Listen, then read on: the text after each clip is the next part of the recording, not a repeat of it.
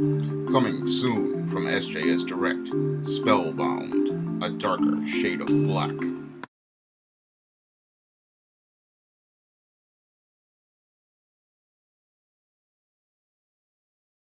One of my regular female viewers asked me to do a video discussing how to deal with hood rats at home. Now, this viewer had watched one of my videos where I talked about dealing with corporate American hood rats, and she'd also read my blog where I detailed and outlined what a man could do in the workplace to deal with a hood rat.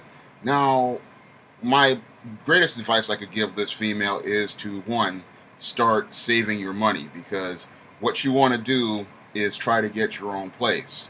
Because once you build up enough resources to get your own place, then you won't have to deal with this female at all. And you might have to make some sacrifices. You might have to skip a lunch here or there. You might have to not go out on Saturday night. But what you want to do is stack up enough money so you can get to that deposit point so that you can have money to pay a deposit on the rent.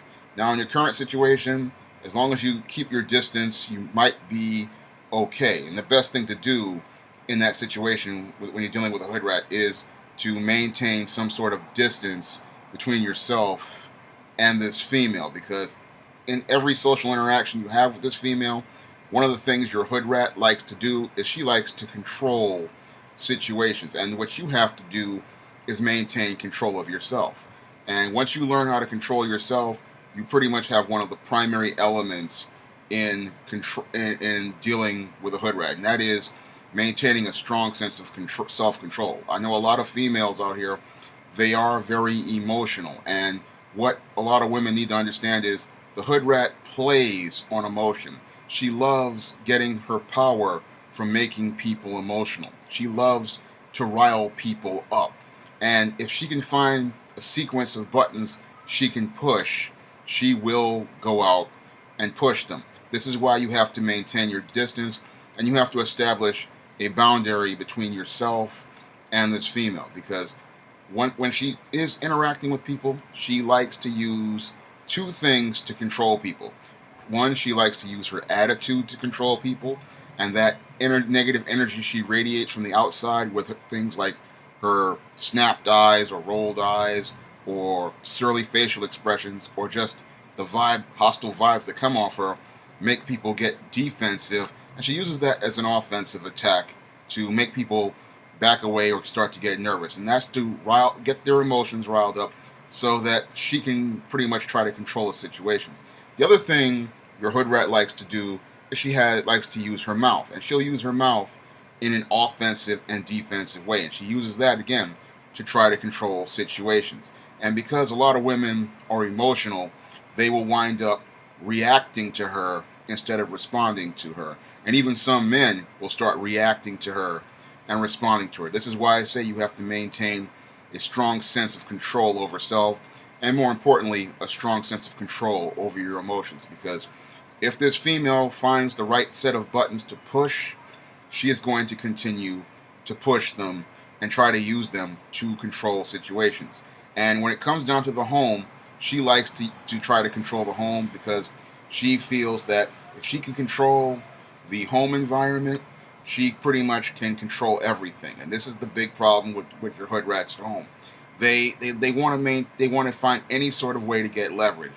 So, and if you're in your current home situation, you have to make sure that your name is on the lease and your name are on the bills, because if this hood rat feels like she's got control, she's going to try to use that as a tool to get leverage over the situation and try to use it to try to threaten you and try to control you. This is one of the things that she tries to do, is that whenever she feels out of control, she tries to control others. And this is a big issue when it comes down to hood rats. They want to control situations because primarily these females are extremely out of control of themselves. They have very little self-control, so they try to control people and situations around them, and they try to dominate people with, again, their mouth and their attitude and their body language, in the hopes of getting people to submit to them and run and dominate the situation. They want to control everything.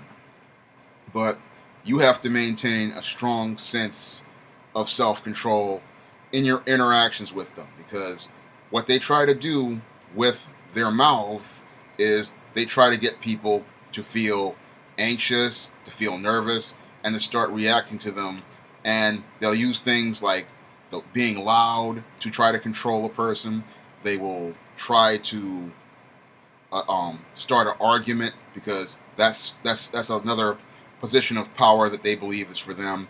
Because when you're dealing with females, they're one of the greatest. Again, their mouth is one of their greatest tools in controlling a situation. Because many men and even some women don't understand this, that you can never win an argument with a hood rat. So don't even try. If a hood rat tries to start an argument with you, what you do is you walk out of the room. And if they continue to follow you, try to put more distance between yourself and them. And if you're at home, you just find your room, go to your room, close your door, and put a period at the end of it.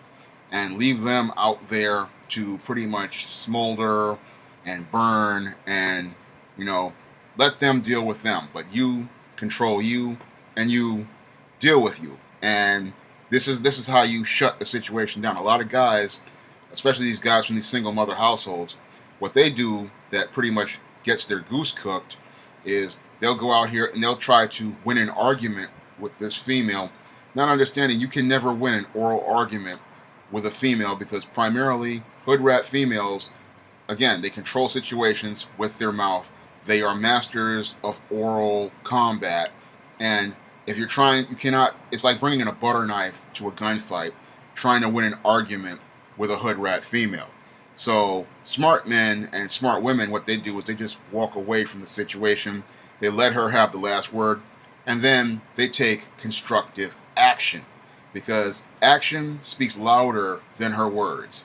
And any guy who is smart will just leave her to herself and let her burn herself out. Because if you continue to try to argue with this woman, all she's gonna do is try to escalate things and try to make you get more emotional, more riled up, and then she's gonna come in with the shaming language, the ad hominem attacks, and then she's gonna try to attack things to get you personal. And the whole thing with these tactics is that she wants to make you lose control. And if she can get you to lose control, what she wants you to do is to start reacting to her. And what a lot of these guys from these single mother households do is they start getting loud back with her, and then what they do when a woman starts going into ad hominem attacks is they get so upset and they get so anxious and nervous is that some of them start getting physical with her.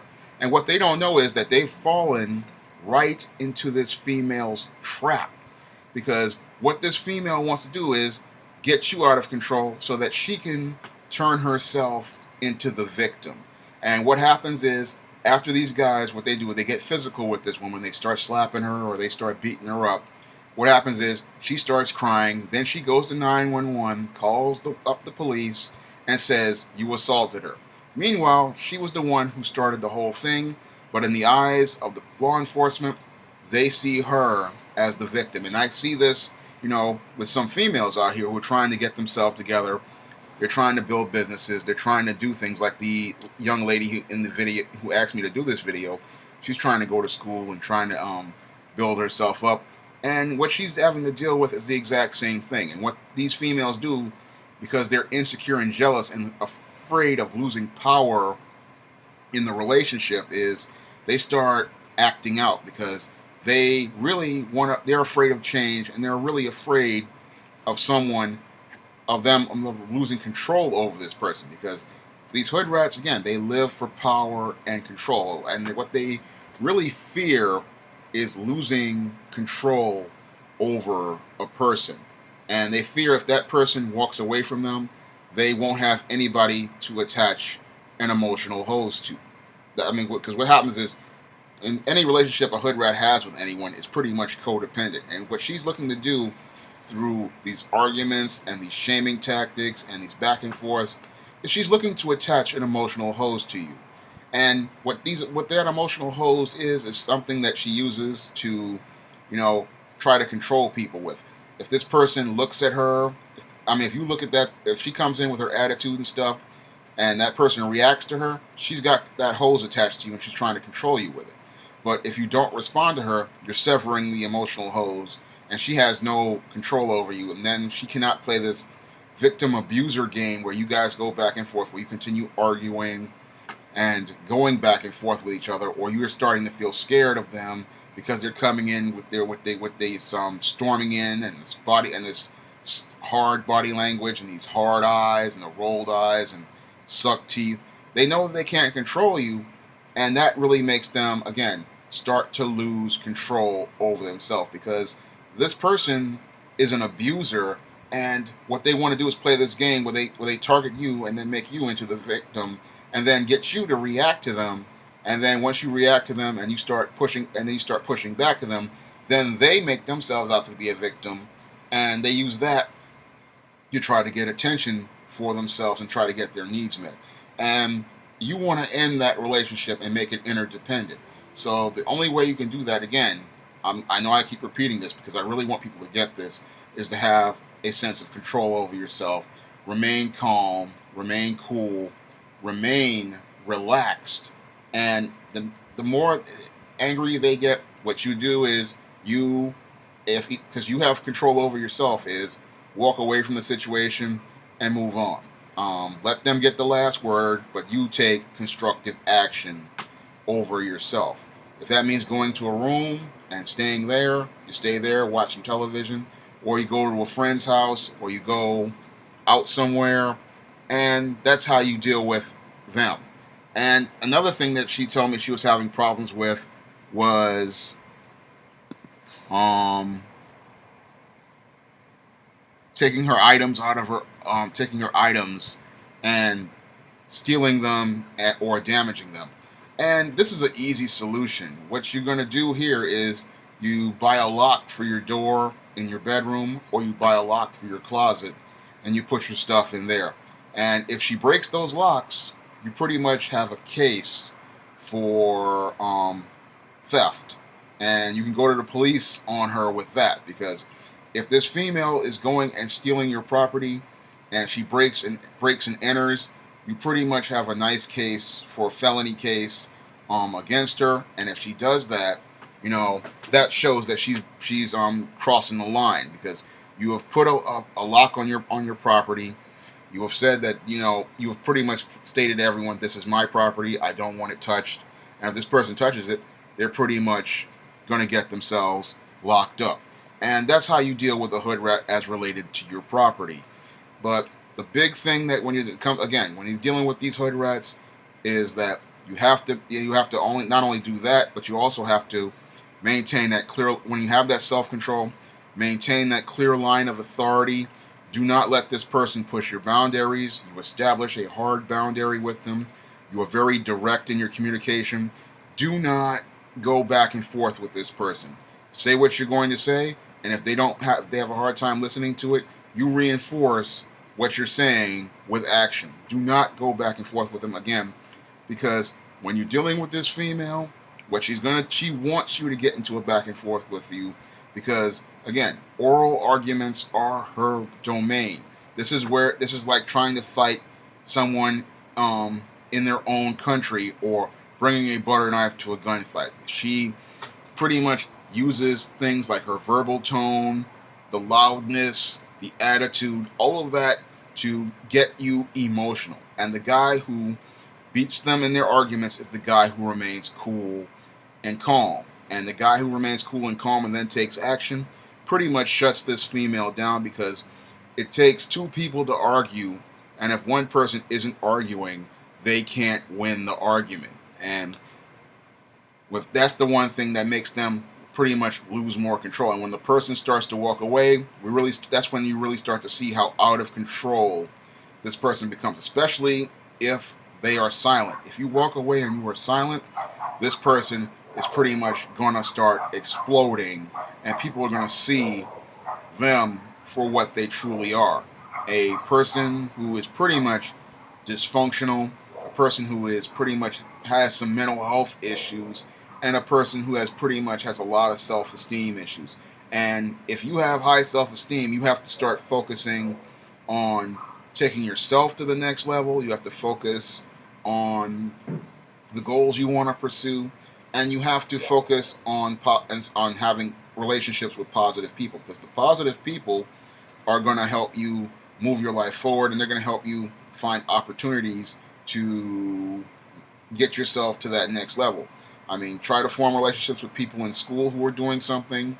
Try to form relationships with people in business organizations or on social media, and work with those people towards building a network that will help you achieve your goals, because those are the people who you're going to get support from.